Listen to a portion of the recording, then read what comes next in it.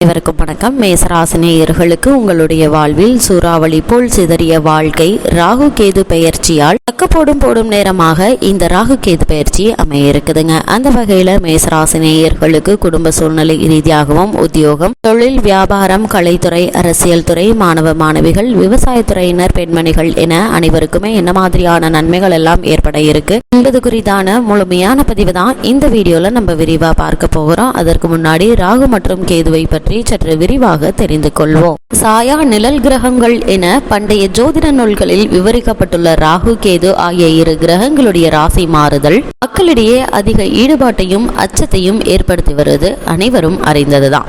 ஒரு ராசியை ராகு கேது கடப்பதற்கு சுமார் 15 மாதங்கள் எடுத்துக்கொள்ளும். ராகுவும் கேதுவும் நமது ராசி மண்டலத்தில் அப்பிரதட்சணமாக, அதாவது ஆன்டி கிளாக் வைஸ் வலம் வருவதாக ஜோதிட கணிப்பில் கருத வேண்டும். மனித வாழ்க்கையில் ஒவ்வொரு அம்சத்திலும் இந்த ராகு கேது ஆதிக்கம் இருப்பதை புராதன ஜோதிட நூல்கள் விவரித்திருக்கு. இப்படிப்பட்ட இந்த ராகுவும் கேதுவும் யாரு அப்படின்னு சொல்லி பார்க்கும்போது, அமுதம் வேண்டி தேவர்களும் அசுரர்களும் வாசுகி எனும் நாக சர்ப்பத்தை கயிறாகவும் மத்திரியை மத்தாகவும் கொண்டு பார்க்கடலை கடைந்தனாங்க.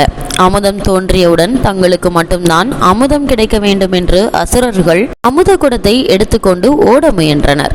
நிலைமையை உணர்ந்த பகவான் ஸ்ரீமத் நாராயணன் உடனடியாக தன்னிகரற்ற பேரழகு மோகினியாக உருவம் மாற்றி அசுரர்களை சமாதானப்படுத்தி அமுத கலசத்தை கைப்பற்றி அசுரர்களையும் தேவர்களையும் இரு வரிசையில் அமர செய்து அமுதத்தை பரிமாறினார். முதலில் தேவர்களுடைய வரிசையில் மட்டும்தான் பரிமாற ஆரம்பித்தார். அதை கண்டுவிட்ட அசுரர்களில் ஒருவரான ராகு தன்னை தேவர்களில் ஒருவர் போல் உருமாற்றிக் கொண்டு தேவர்களின் வரிசையில் அமர்ந்து கொண்டார். இதனை சந்திரனும் சூரியனும் கண்டுவிட்டனர். அதனை குறிப்பால் மோகினிக்கு உணர்த்திவிட்டனர். இருந்தாலும் அதற்குள் கரண்டையில் இருந்த அமுத துளி ராகுவினுடைய வாயில் விழுந்துவிட்டது. இதனை கண்டு பதறிய மோகினி கையிலிருந்த அகப்பையினால் ராகுவினுடைய சிறையில் தட்டி ராகுவின் உடலை இரு கூறாகி தொண்டையின் கீழ் அமுத துளி செல்லாமல் தடுத்துவிட்டார். இரு கூறாக்கப்பட்ட ராகுவினுடைய தலைபாகம் கேதுவாகவும் தலைக்கு கீழ்பாகம் ராகுவாகவும் மாறினார். மோகினியாக தோற்றமளித்த பகவானை சரணமடைந்தனர்.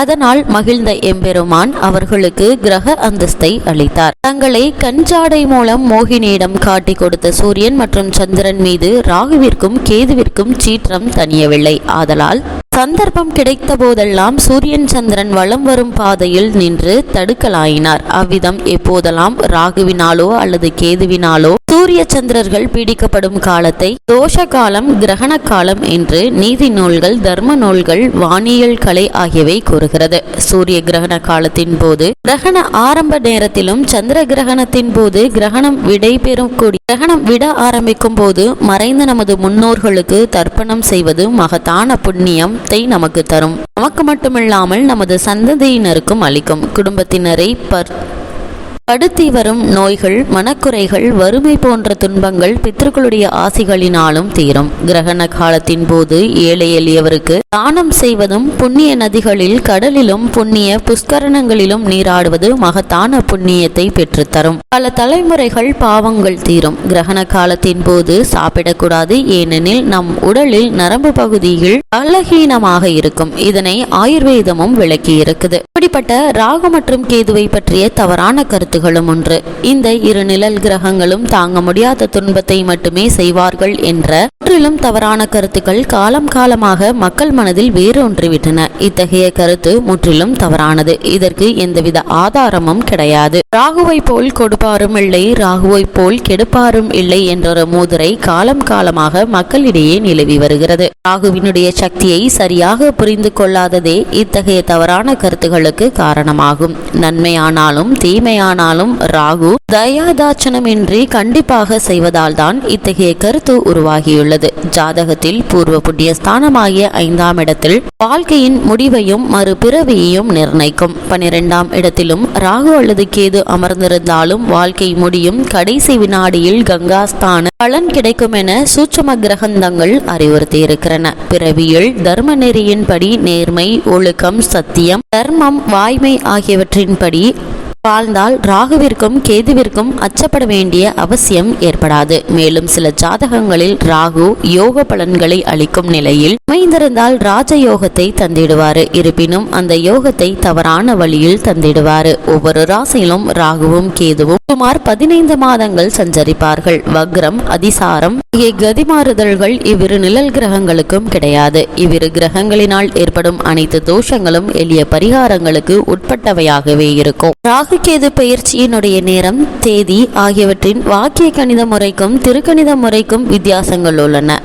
இருந்தாலும் ராகு மற்றும் கேதுவினுடைய சஞ்சார நிலை, மீனம் மற்றும் கன்னிராசியில் சஞ்சரிக்கக்கூடிய ராகு மற்றும் கேதுவினுடைய நிலையின் காரணமாக பலன்கள் என்னவோ கால ஜாதகத்தின்படியே அமைந்திருக்கும். இவ்வளவு மேன்மைகளை கொண்ட ராகு மற்றும் கேதுவினுடைய சஞ்சார முறையே மீனம் மற்றும் கன்னிராசியில் சஞ்சரிக்கிறாங்க. இப்படிப்பட்ட ராகு மற்றும் கேதுவினுடைய நிலையின் காரணமாக மேசராசியை சேர்ந்த அஸ்வினி, பரணி, கிருத்திகை முதல் பாதம் வரை உள்ள நட்சத்திரக்காரர்களுக்கு குடும்ப சூழ்நிலை ரீதியாக என்ன மாதிரியான நன்மைகள் எல்லாம் ஏற்பட இருக்கு என்று பார்க்கும்போது, இதுவரை ஜென்ம ராசியில் சஞ்சரித்து வந்த ராகு விரயஸ்தானத்திற்கு மாறியிருப்பது மிகவும் அனுகூலமான ஒரு கிரக மாறுதல் என்று தாங்க சொல்ல வேண்டும். கோல்சார விதிகளின்படி ராகு விரயஸ்தானத்தில் நிலை கொண்டிருப்பதும் அவ்வளவு நன்மை தராது என்றாலும் ஜென்மராசி தோஷத்தை விட விரயஸ்தான தோஷம் மிகவும் குறைவுதாங்க. ஜென்மராசி சஞ்சார காலத்தில் பலவித உடல் உபாதைகளையும் உடல் ஆரோக்கிய குறைவையும் ஏற்படுத்தி இருப்பாரு. வீண் அலைச்சல்கள், பண விரயம், அமைதியின்மை ஆகியவை ஜென்மராசி ராகு விளைவிக்கும் துன்பங்கள்ல செலவா அமைஞ்சிருக்கும். இப்போது அவை அனைத்துமே இனி படிப்படியாக குறைவதை உங்களுடைய அனுபவத்துல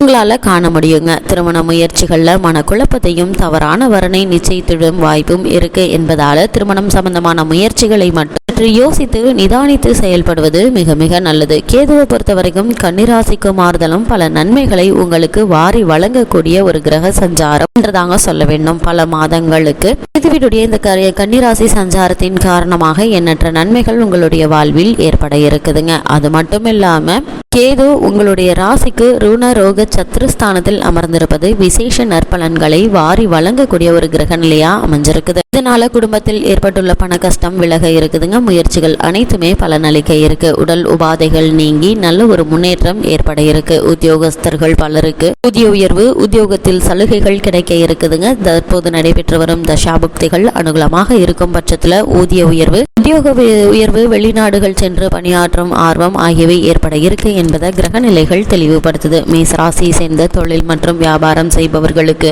வர்த்தகத்துறையில் மீதும் ராகுவிற்கு அதிகாரம் உள்ளது என்பதை புராதன ஜோதிட நூல்கள் விவரித்திருக்குதுங்க. இத்தகைய கடினமான போட்டிகளானாலும் அவற்றை திறமையோடு முறியடித்து வெற்றி காணக்கூடிய ஒரு தருணமா இந்த ராகு கேது பயிற்சி அமைய இருக்கு என்பதை கிரக நிலைகள் தெளிவுபடுத்துது. கலைத்துறையினருக்கு புதிய வாய்ப்புகள் நீங்கள் எதிர்பாராத நேரத்தில் கிடைக்க இருக்குதுங்க. இதனால என்ற முன்னேற்றங்கள் உங்களுடைய வாழ்வில் ஏற்பட இருக்குது. மேசராசினியர்களுக்கு கிரக நிலைகளின் ரீதியாக கூறப்படும் பரிகாரம் என்ன என்று பார்க்கும்போது, ராகு கேதுவுக்காக பரிகாரம் எதுவும் தேவையில்லைங்க. இருந்தாலும் கூட நன்றி கடன் செலுத்தும் விதமாக கீழ்பெரும் பள்ளம், திருநாகேஸ்வரம் சென்று தரிசித்து விட்டு வரலாங்க. எண்ணற்ற நன்மைகள் உங்களுடைய வாழ்வில் ஏற்படும்.